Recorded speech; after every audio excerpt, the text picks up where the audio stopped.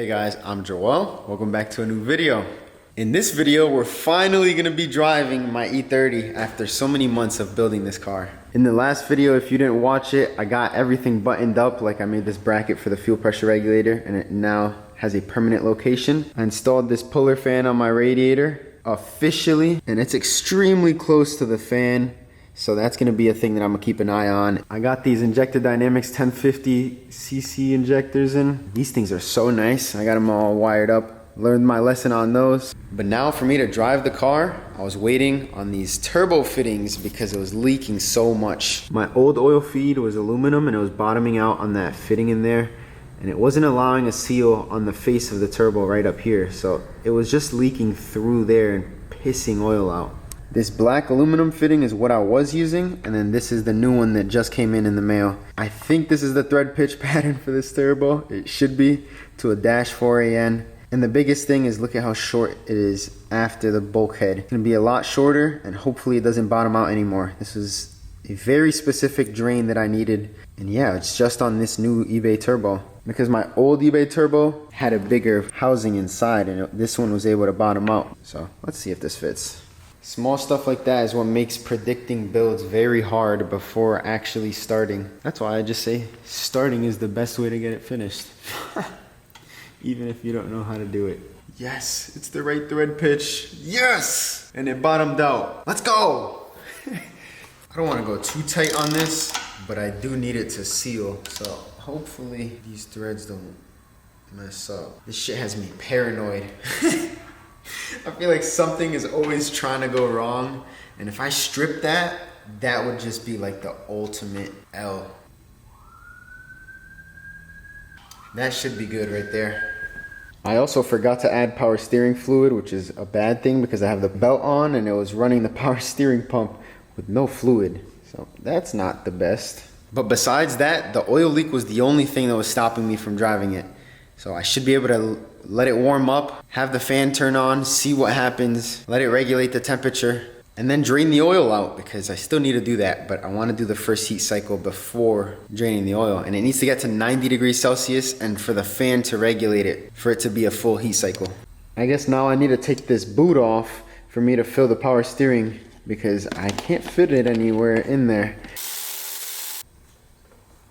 Will this fit in there now? Yes, it will. Just put some random ass ATF in there, because that's all it calls for. I'm gonna turn the steering wheel from side to side to make sure that I get all the air bubbles out.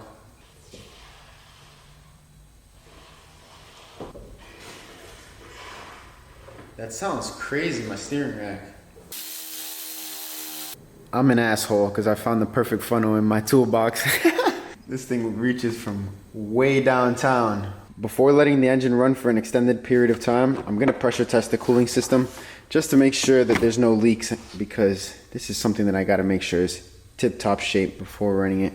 I had this for my E46 because I couldn't find a leak, and this showed me exactly where the leak was. So if there's no leak, it's not gonna drop pressure. This matches the cap, so this just threads on, and I can do the pressure test.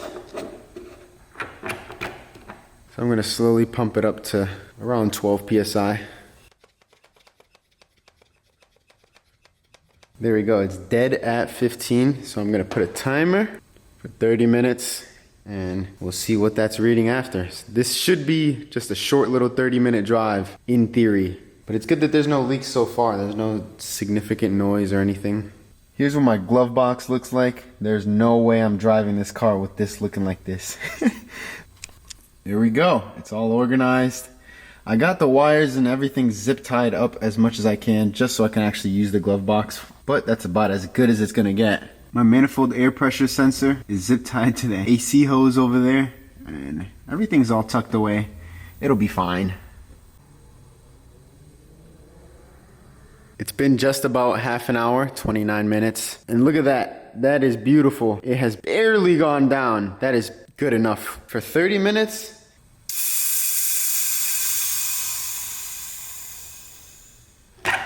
this kit is amazing. The link is gonna be in the description.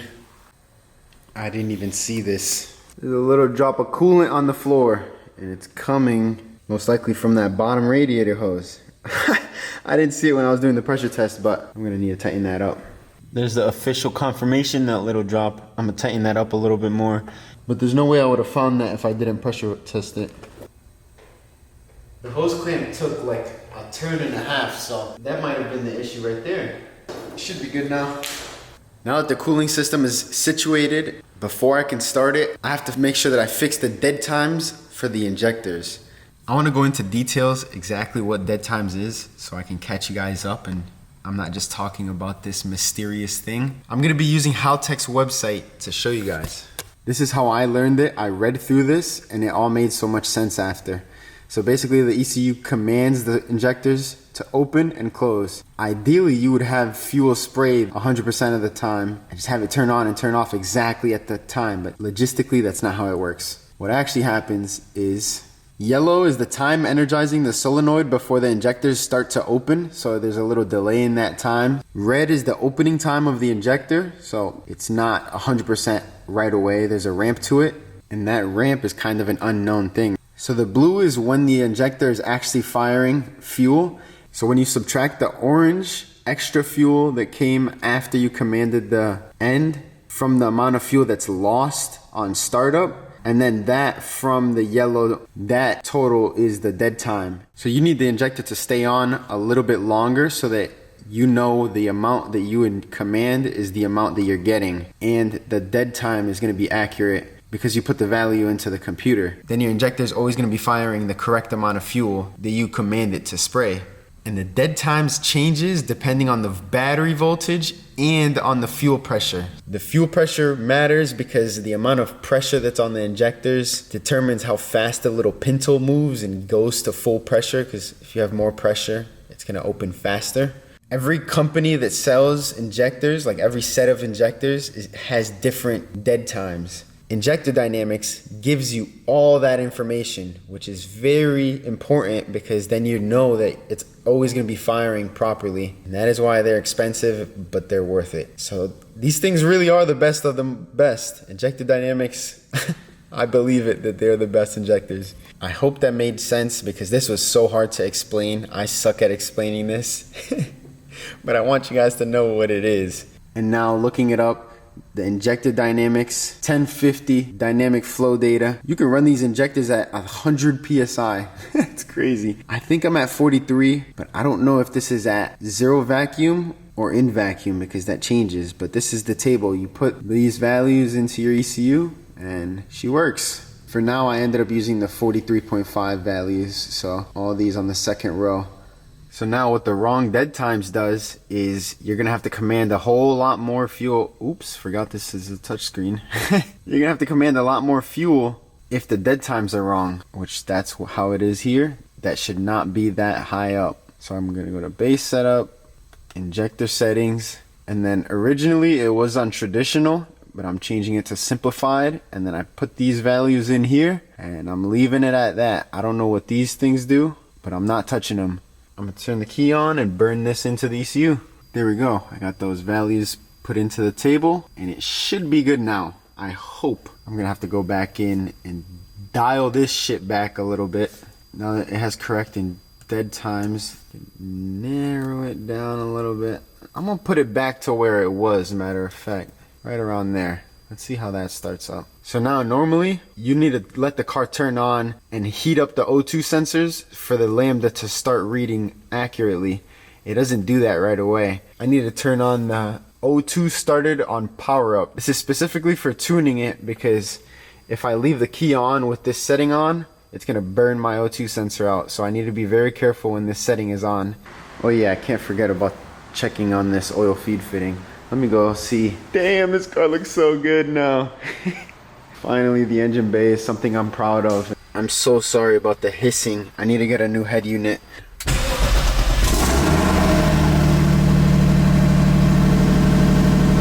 Damn, that was so loud. I mean, it sounds good, but the O2 is... Oh, there we go. Not bad. Right at 43.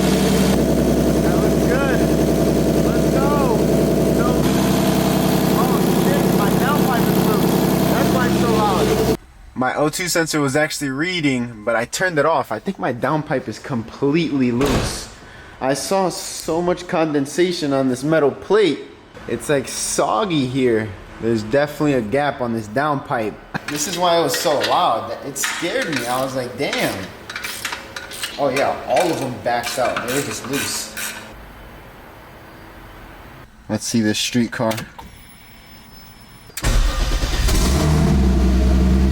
Damn, it runs so good. That startup is so crispy. This car has never ran this smooth before. Look at the idle. Oh shit, it's rich. I think I need to cut down on fuel a lot right here. So I'm just taking fuel out of it. That purple dot is where it's currently at. And I gotta drop it down a whole lot. There we go. Seems pretty happy right there. I'm just trying to get the lambda at 1. If the lambda's at 1, then I feel pretty good. And up here too, it's at 14.7. That's good. Oh my god, it's leaking so much oil. It's running good, but this is a crazy amount of oil again. I saw a constant flow. Holy shit! What the? What is all that oil coming from? It's dripping a lot. I believe I forgot to put the drain back on. Because I think I was... What the fuck was I doing with the drain? I think I was clocking the turbo again. I think it was... Oh my god. Yeah, that definitely explains why that was leaking so much. And yeah, this fitting is destroyed. That's why I'm using these. I got it tight now. Not too tight though, because these don't like to get cranked on. But it's all cleaned up. I checked the oil. It's a little bit low, but I'm gonna be draining it really soon anyway, so it should be good. So I selected these areas and I brought them down relatively. So I just highlighted them all and went down with the W until the map is kinda sorta flat. I wanna be able to rev it. I don't want it to be super rich, and I'm only doing it down below 100 kPa because 100 kPa is ambient pressure. Let's see how that runs.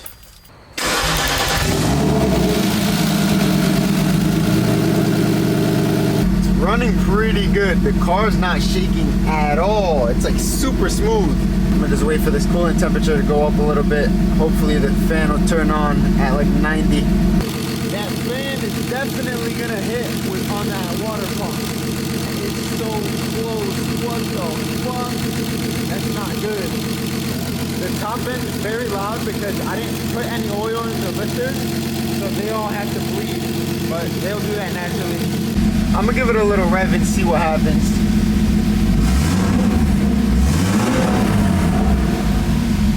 It's not dying right after I let go.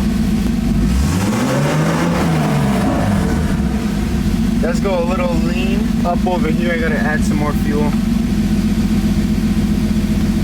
Add a little more fuel.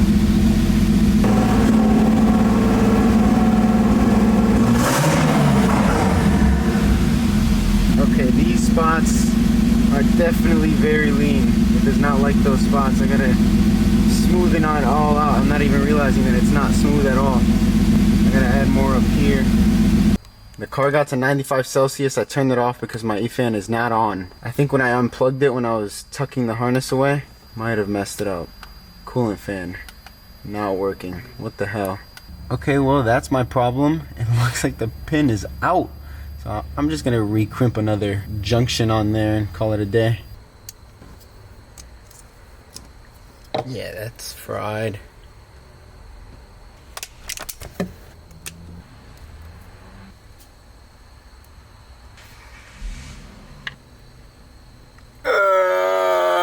There we go. Damn it, it was focused on this stupid ass wire. But that crimp is definitely solid on there now. Go pop the locking clip in. There we go. What the fuck? What? I guess I deserved that for pulling on it knowing that I didn't have good crimps on these before. Damn it, now I gotta change these other two.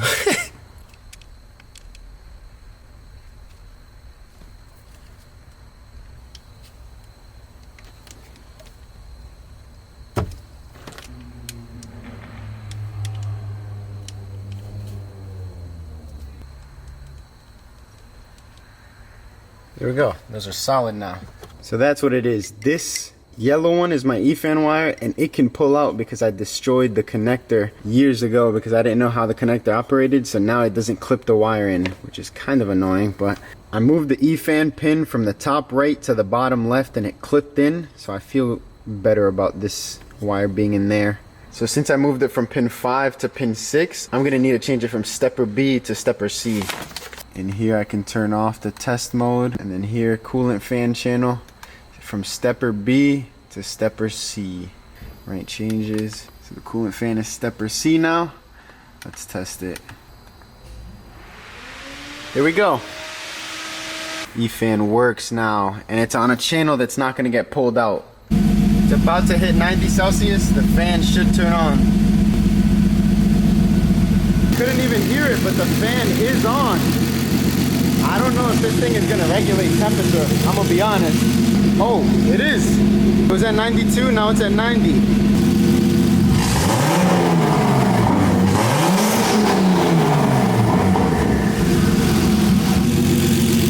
The fan is off too. It's at 91. I have it so that the fan can turn on at 93. The coolant is 95 degrees. Let's see if it drops down. Yeah, it actually is regulating the temperature, so this is good. I can turn it off. I finally got my oil jug all cleaned up because it was full of dirty oil and I had nowhere to put it. I just put it in this bucket until I get a big drum so I can put all waste oil in there. But I can drain the oil now with this.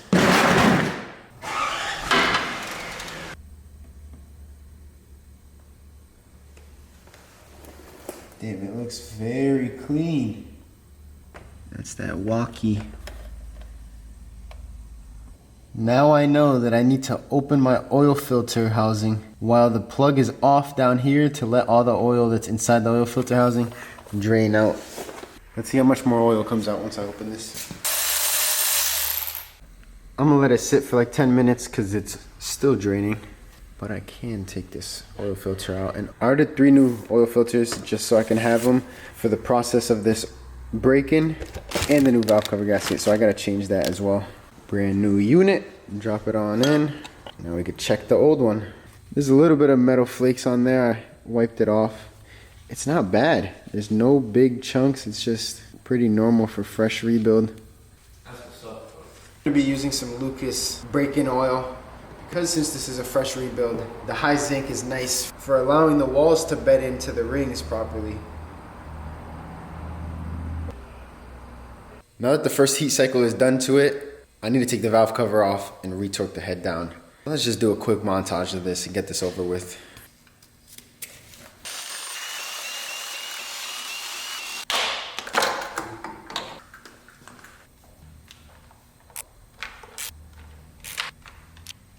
I have to go slowly but surely with these valve cover nuts because I don't want to crack the plastic if I undo them wrong. I'm going to take my time. It takes forever to loosen and tighten these valve covers, but whatever. It's worth not cracking it.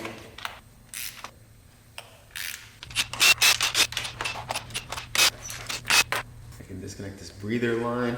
I have it just vented to the atmosphere for now. I need to make sure the engine's in top dead center for this head to be able to get torqued down though. This current valve cover gasket was ripped because when I tightened it down, it was sitting on the little stud on the head and it broke when I was installing it. Luckily I caught it and got a new one though. I started recording a video about this a while ago before my engine blew up, but then my car blew up, so I never uploaded it. But this is a new valve cover that I got off of eBay because my old one had a crack in it and I was leaking a lot of oil from the valve cover. I'm gonna put the video in here so you guys can get some reference. But one thing that did catch my attention was over here by the 6-cylinder spark plug, that crack right there. This definitely could be the reason why my 6 spark plug was always soaked in oil. That crack right there and coming out the other end right here, and that's what makes it leak like that. So now with this new valve cover, there's no kind of cracks down there. So definitely make sure that you inspect your valve covers while they're off just to see if there's any little hairline cracks anywhere. A 22 mil wrench barely fits in there. I think I'll be able to get it rotated with this.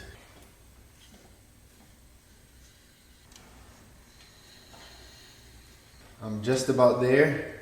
These two are pointing at each other, but I only want the socket to be able to fit in there. If the socket fits, then it's close enough to top dead center because I can't see the line on top of the crank. Now I'm gonna tighten them to 85 foot-pounds. My left arm was hurting so bad yesterday, so hopefully this doesn't make it hurt again. Oh my God, it's hard.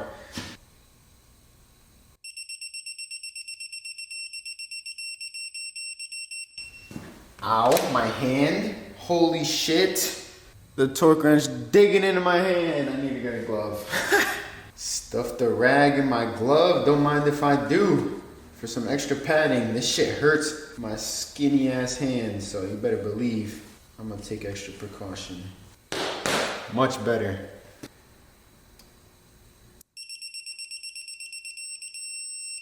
Much better. Ah! It's so hard. 85 foot-pounds is so hard for me. I can't get this 12 mil 12 point to sit properly on the head nut just for this first cylinder, but all the other ones were tight, so I'm just gonna assume that this one's tight because I don't have the tool to make this one fit. I'm gonna clean the surface that the valve cover gasket sits on, make sure there's no oil on there, and then I gotta reapply some RTV and get this valve cover back on. I'm being very careful to not mark up the aluminum. I got all the RTV cleaned up. I used my fingernails on the back and it came off pretty smoothly. But now it's officially ready to get the valve cover for the last time. Still want it? I was like... I'm gonna just be nice and light with it. It does not need to be very thick. Just a thin wall. I'm gonna let it sit for 10 minutes so that it can start to get a little bit tacky. You gotta get down low and make sure the gasket doesn't pop out. Oh, it definitely fell out there. I'm just gonna grab it from the 2 points where it wants to fall off the most from inside the spark plugs.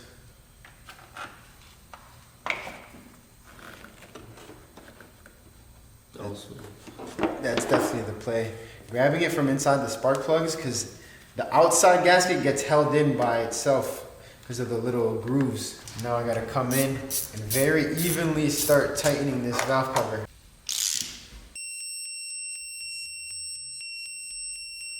Yeah. Oh, I forgot you got a clip on. Good to go. That's mint right there.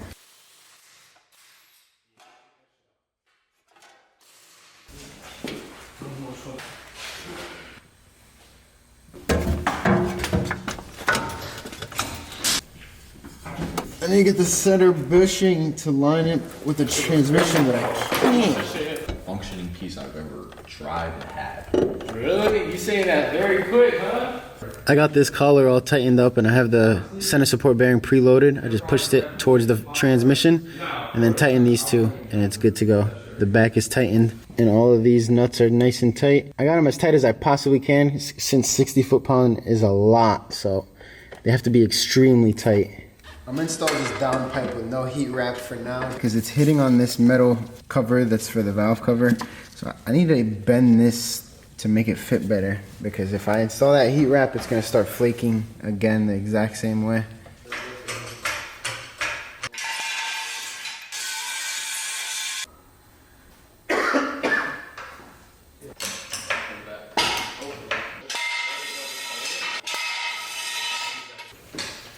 Damn. It lowered the whole fucking car on the skid plate. I need more wood. Oh, barely.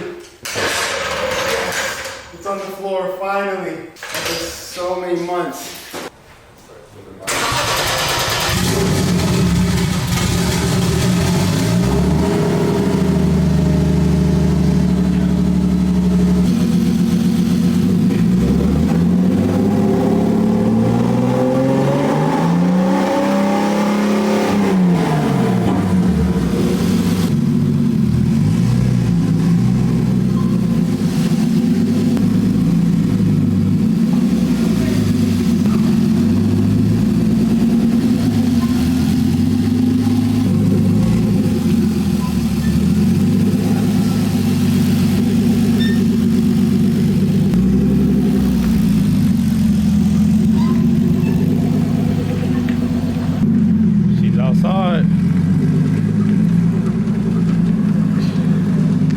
dark as fuck, but I think you guys get the gist of what just went down.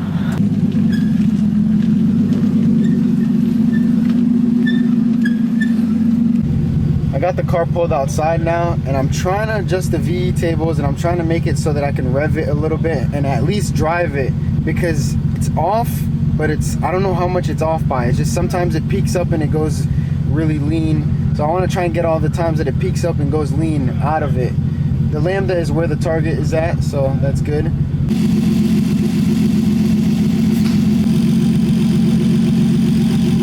This feels so crazy and good at the same time. So what the main goal for me right now is, I'm gonna go out, try and drive it very slow, put it around, make sure that the VE table is all normal and not lean. If there's any lean spots, I'm gonna go into neutral, go back into the log, find where that lean spot is, and then fix it up, add more fuel, and go very meticulous about it. So it's kind of hard to record, but my guy Omar, look what he got. Ooh! Low caliber, SRT4.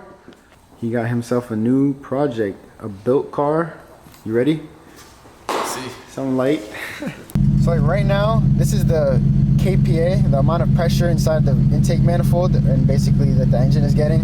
100 is atmospheric pressure. So 100 is when the car's off. So when it's below it, that means it's in vacuum. So in vacuum right now, it's about 27 kPa. Not about, it is 27 kPa. This is the idle, and this is the Lambda. We want the Lambda, it's 0.95 to be exactly what the Lambda target is, 0.94. So if I were to go into boost, it's gonna start changing the Lambda target to like 0.7 or something.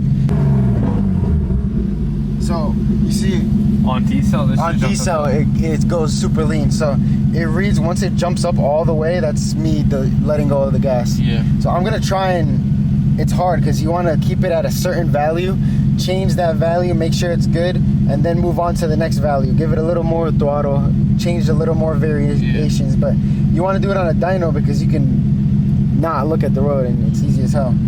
I did this last time and it was pretty close, but I'm scared because I don't know what the fuck I'm doing. So I'm hoping that this works, but if it goes lean, I'll just let off. Ooh, set the vibe in right there. That shit did set the vibe. That was crazy. Felt like I was in a movie That was theater, like in an crazy, airplane bro. when they're about to take off and they That shut was all the lights off. crazy, literally. Oh my god. Sounds like a clown car. What the fuck is that?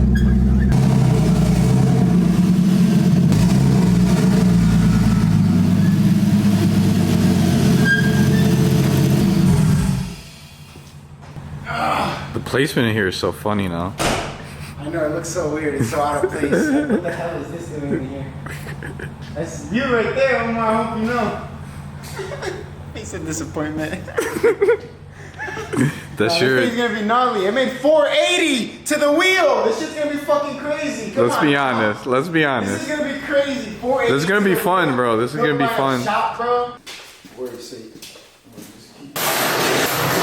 I got them all lined up where the old marks on the hood were, so hopefully it's gonna be somewhat lined up. Push down on the BMW logo. Oh, fuck my paint up. Oh wow.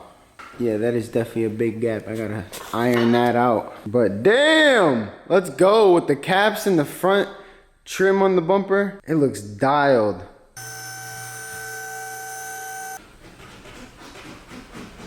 I'd rather the car fall when I'm not under it.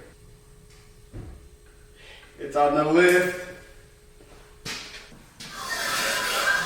That noise that I'm hearing is because I installed some longer lug bolts instead of lug studs because I want to use these covers on the wheels, but they're a little bit too long. These wheels are thicker on the plate, so I needed to get extended lug bolts, and because I have a 5mm spacer on the front. So I think the bolts are just a little bit too long and they're coming in contact with the dust shield through the hub because they're so long. So I'm going to try and trim it down a little bit and hopefully get rid of that horrible noise so we can drive it. On the rear here, since I have no spacer, I had to trim down the lug bolts a lot because they were just straight up hitting, like it was getting caught when I was turning the wheel. So I cut them down and now there's no noise. The other wheel's spinning as well and there's no kind of rubbing. So I just need to do the same to the front and we'll be all set.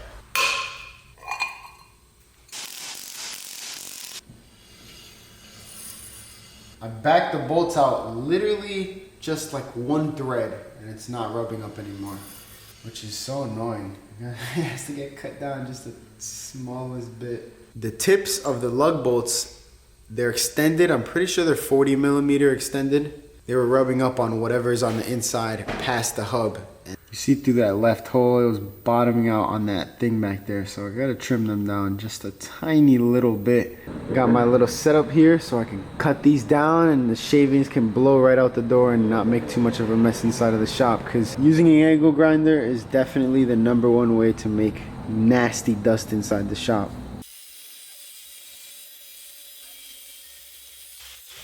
I got them all trimmed down. Let's see if that was enough. Oh, baby. That was enough. 2 threads was enough. I just cut 2 little threads off. Oh, that's the fruity shit? Yeah, like you. Come on, up. I'm gonna do the same to the other side.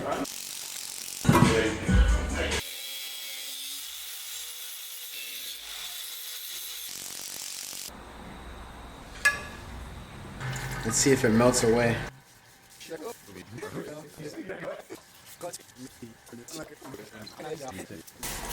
This shit is annoying. It's annoying, but it has to be done.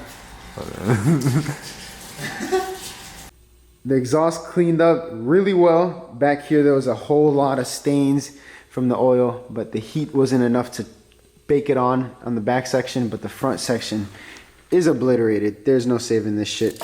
I used some steel wool and it didn't do anything. So it's staying like that. Look how nasty. This shit is just burned on because of how long it's been on there. Continuing the saga of cleaning every single thing that goes back on this car. I didn't think it was gonna be this much work, but it is definitely a lot of work cleaning up a used car. Because when I first did the turbo on this car, everything was new. It was a new turbo manifold, there was a new turbo, all that stuff was brand new to the build. But now I'm reusing everything, and I didn't know that reusing everything was gonna take so long to clean everything. So don't sleep like I did. I slept throughout the summer not cleaning everything while the engine wasn't being worked on. But I should have done this before.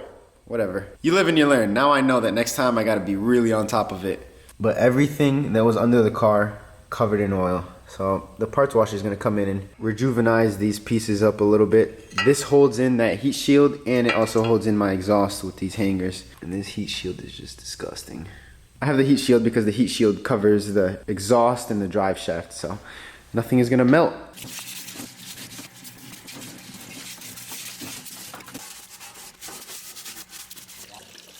It's all cleaned up now. It looks so much better. There's no oil all over it. And I'm gonna try and keep it like that. I'm just gonna be very meticulous about current oil leaks so that hopefully all of this stays nice and clean. Oh!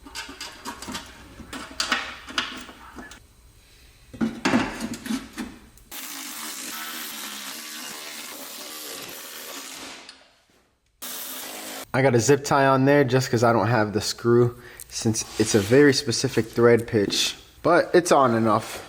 Let's get the exhaust on. Look at how oily. I got the wastegate dump tube loosened a little bit just so I could have a little bit of movement side to side. All I did was crack it loose so that it's still holding on there very tight. The thing that's kind of concerning is that the downpipe is lined up straight in line with the lower control arm because the downpipe is hitting on the valve cover beauty shield up there and it's not letting it kick over towards the engine enough. Let's see if it fits though. Holy shit, it's so off. With the downpipe loose now, it has a whole bunch of wiggle room, but it still fits really bad compared to how it fit before. The downpipe appears to be somewhat in position down there, but it's practically touching the valve cover up here. And I believe this is all because I got a new turbo. It's a new eBay turbo, but I'm guessing there's probably a slight, oh, If I loosen the turbo entirely and I twist it a little bit, maybe I can get a little more play from there.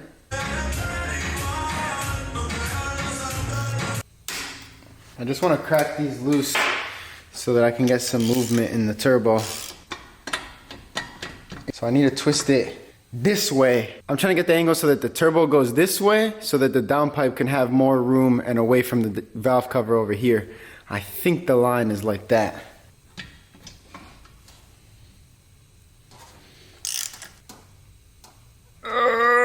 There we go. The turbo is tight. There's definitely more room on the valve cover. It's not almost touching anymore. There's such little room between there, but it was touching before, so it's a little bit better now. The downpipe fits now. Fucking let's go. Look at that. It's gonna seal up all nice while my guy Omar is holding it over there. Casual little flex.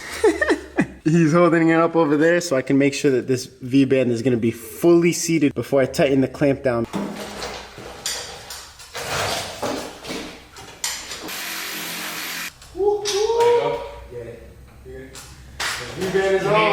I can tighten the wastegate dump tube now since this is on now. I do need to redo this. I want to put this flex pipe up on the vertical section. Never put the flex pipe down here because it sits so low and it scrapes on everything. I learned my lesson. I'm never putting a flex pipe here again. I have these polyurethane exhaust hanger mounts. They hopefully hold the exhaust a little tighter up towards the chassis. Now I gotta get the muffler on. Super grateful doing this on the lift. This is so nice up here.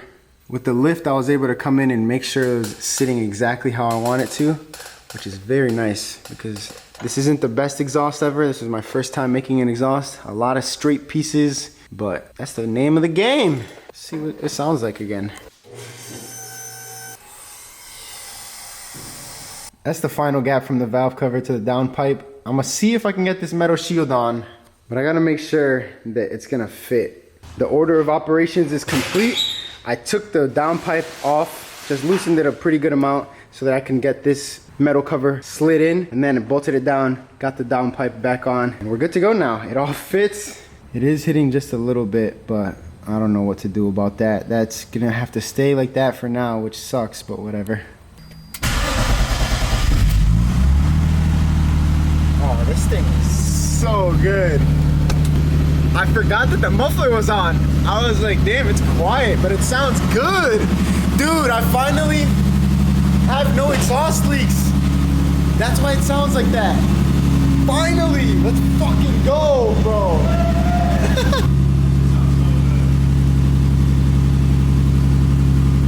This is how it's running right now. It's a little, oh wait, it might be a little rich because it's sitting in the rich VEs. There we go. I need to bring that down a little bit. There we go. I brought that from the 85 down to the 70 that it's at now, and it's instantly it picked up. Oh, it sounds so good. I already know it's gonna sound so good with the muffler on.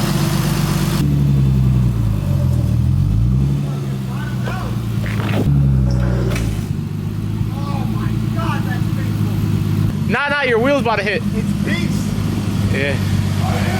Yeah, hold on. Oh my God, bro, how am I gonna pull in this bitch?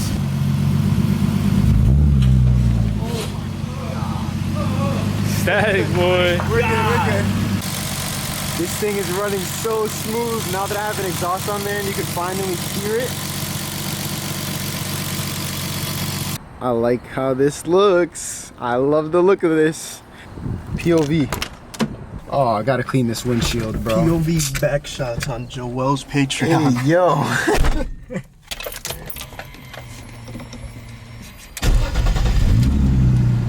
Oh, yes. You see what I'm putting on there? Rain X glass cleaner and rain repellent. No windshield wiper vibes, so gotta get some Rain X up on there. Smells like a fucking golf cart. That's how much fuel it has. I also can't put it around too much. It's a fresh rebuild, so I don't want to let it idle for too long. Did you hear that shit? It sounded like Warzone. That was the gulag. What is that noise?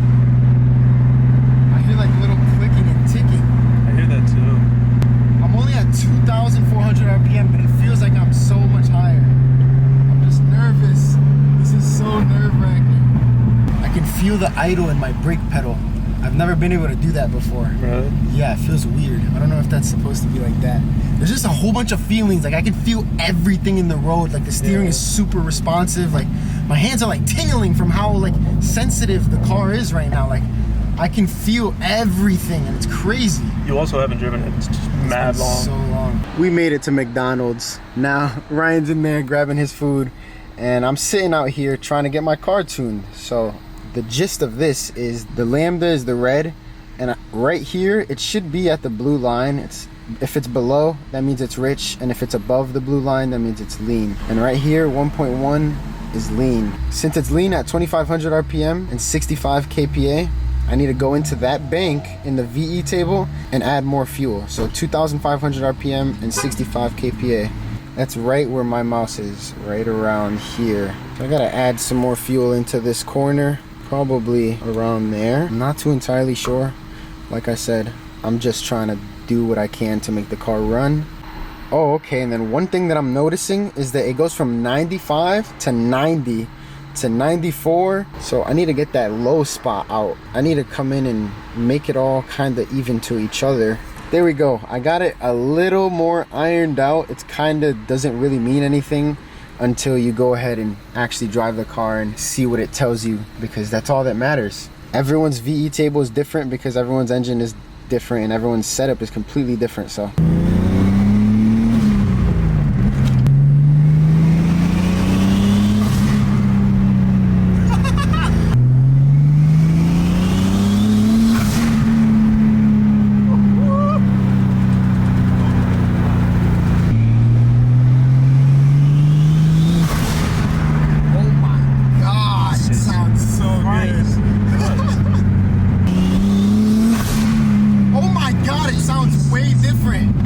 it sounds so different. The blow off valve, I don't know what happened. I don't know why it sounds, we gotta get more footage. It made it all the way up. Oh shit, it got to 146 kPa. So that's around 5 or 6 pounds. It was at 3400 RPM, but the thing that's good is the Lambda and the Lambda target. When it was going under boost, it was mimicking the exact target, which is what I wanna see.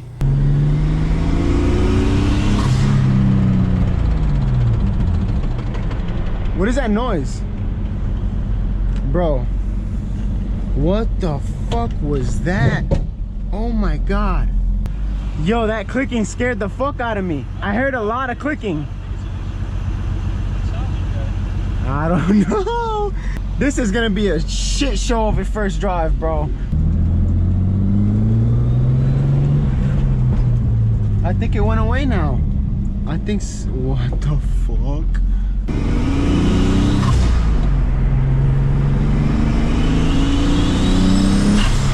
Whoa, what the fuck? It sounds way different. Why does it sound like that? No, bro, there's still a clicking. But it's in the drivetrain. When I rev it, I don't hear clicking. What the fuck? What? Yo! What? How does it sound like that? How and why? Dude, I don't know how to figure out this clicking.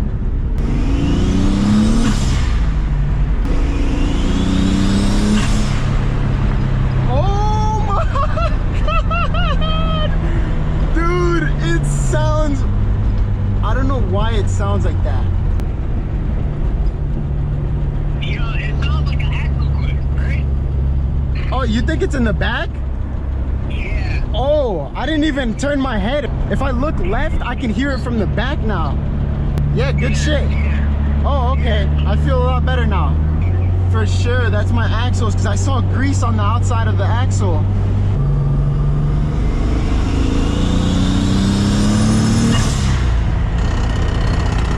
Whoa! Oh no.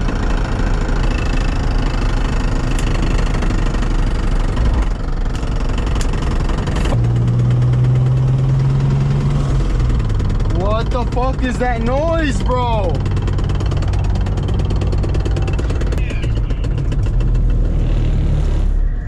But it's in the drivetrain.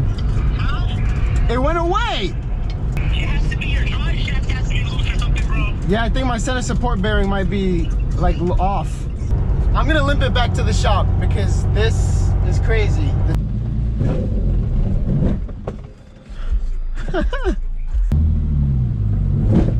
Oh my God, that's not possible.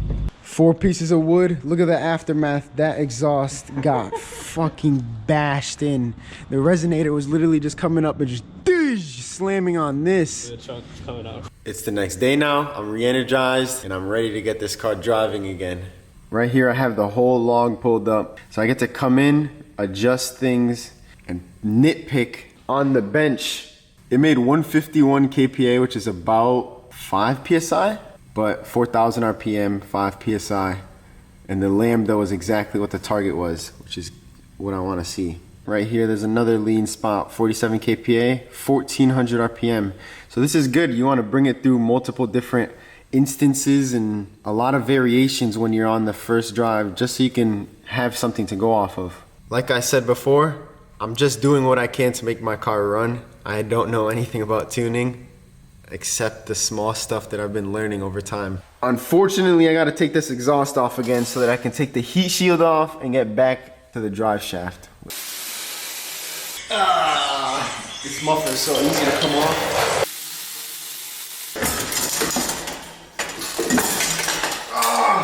Just like that, 2 V-bands and the exhaust is off. See if any damage is noticeable right away. Oh no, it doesn't look like anything is wrong. I was hoping the center support bearing was loose. The center support bearing is tight. I have no idea what the clicking could have came from. There's no way that that loud ass clicking was from an axle. I literally felt like something was punching under my laptop. There's no way that that's an axle. It felt like one bolt on my center support bearing was loose and it was just coming up and down and clicking multiple times super fast like that. This is up. This is up. I just heard it clicking. Do it again. It looks like it's coming from the rear hub, possibly from the axle right here. Well, I know this is where it's coming from. I don't know exactly what it is. Yeah, go ahead.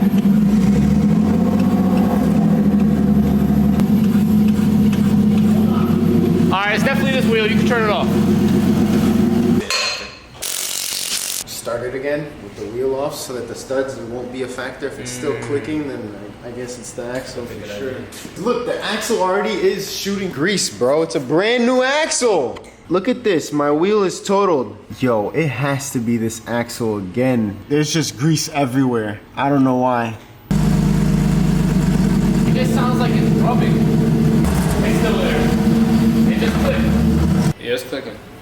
So now that I know that nothing is loose, I'm just gonna keep driving it. I drove with a clicking axle for a long time before this, so I'm just gonna power through it. I thought something was loose and it's not, so I'm gonna buy a new axle and have FCP Euro do the lifetime warranty on this one because this is an axle from FCP Euro, so they should get me right. The car was leaking a little bit and I finally found the reason. This car has always been leaking a little and continuously leaking onto the skid plate, and then the skid plate would leak down, obviously. But it made it a lot harder to find just because everything was always covered in oil. These are some up closes of what it looks like.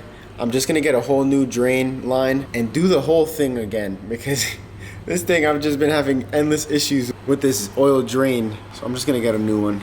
You guys have already seen me do this too many times, so here we go. It's done, exhaust is on, everything's good to go. If I hear clicking now, I know it's the axle and I'm just gonna power through it. This is about to be so brutal.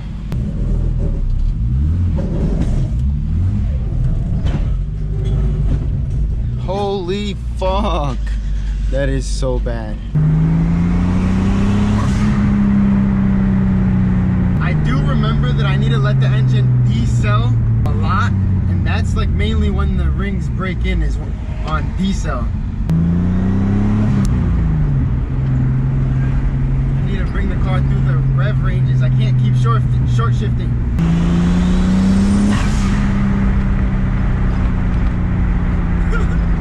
This car is so raw compared to every other car I've driven.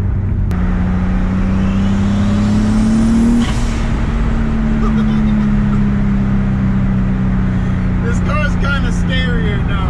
This is way scarier. Like I don't want going to boost? Because it sounds like it's just gonna... I don't even know. Whoa, that's what it is. I think it's trying to make all the boost. That's what it is. I just hit boost cut.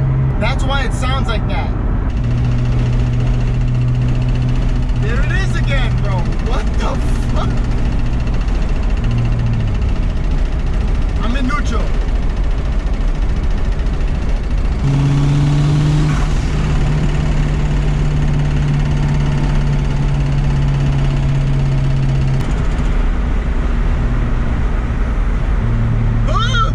What the fuck? That was like the flip of a light switch and it went away. Oh, that's because it's making so much fucking boost. I don't know why I haven't been looking at that. Oh my god. That's not good. It is overboosting. I apologize and I need to say sorry because I know that this is going to be so painful for me to edit. So I know that those of you that know must be like, oh my god, this is so painful. Please figure it out. Please figure it out. I'm right there with you guys. It's overboosting. So the reason why it sounds like that is because the turbo is trying to spin way too fast. And that's why it sounds like it's going to take off. Because it literally is about to take off. When I was doing that one rip, I was at 50% throttle and it got to 248 kpm. That's where my boost cut was. So it just tried to make 21 pounds of boost. Well, no, it did make 21 pounds of boost. It was ripping. I'm gonna go change the plumbing on that wastegate. I figured this out. I've never filmed with the camera outside, so I'm getting used to it. I apologize if it looks kind of weird sometimes, but this is currently how I have my boost controller. I used to have this on the right, but I think I gotta switch it around.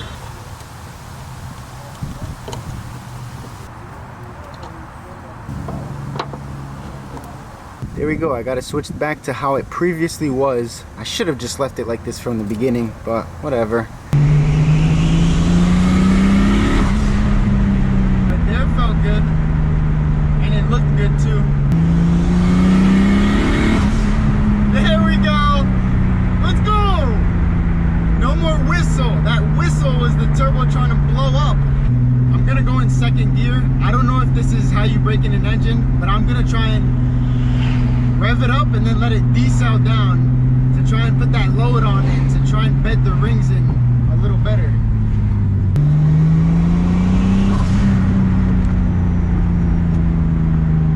That's the sound that I remember. That's how it should sound.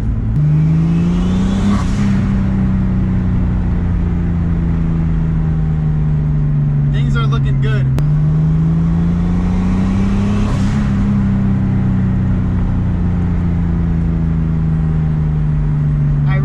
I'm not doing damage to it, but at the end of the day it's just an engine, like, honestly.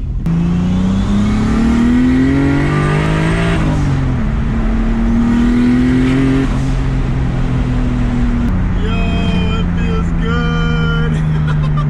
It feels smooth. It feels very clean and clear throated. It doesn't feel groggy at all. I love it.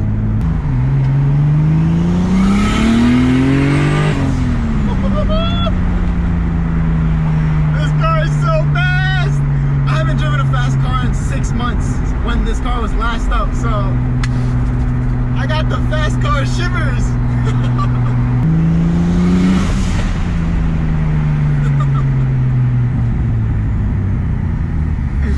Let's go! I'm officially boosting my fresh rebuild. Oh, I can't believe how fast this car is. I can't believe how fast this car is, and it's on wastegate. It's only making 10 pounds of boost. This car is so unbelievably good.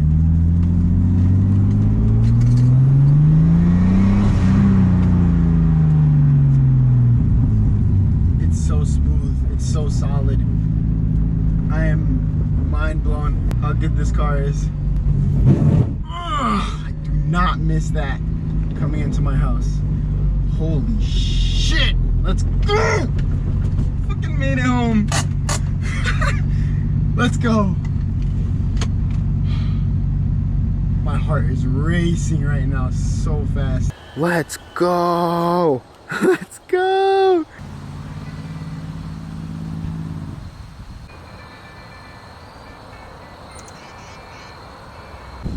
Let's see if there's any kind of difference. This is the before wash.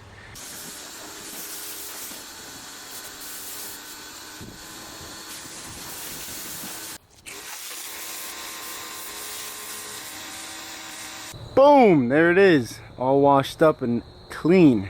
If you guys watched my DoorDash videos, I forgot how clean this thing is. That was a little ongoing joke. I said that in every video in my DoorDash videos, but boom, there it is.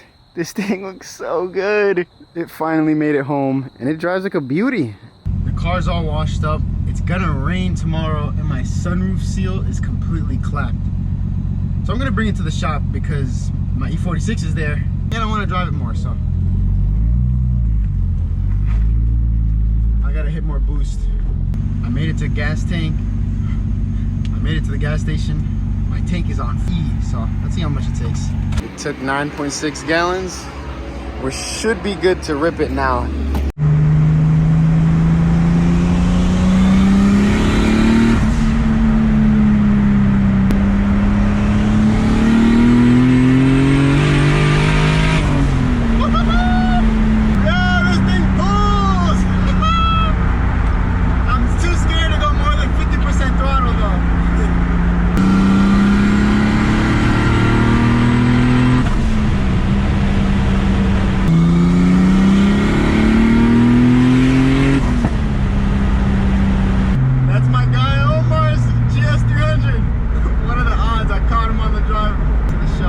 Damn. In here it actually makes a huge difference. There's no more brown ass dust all over the car.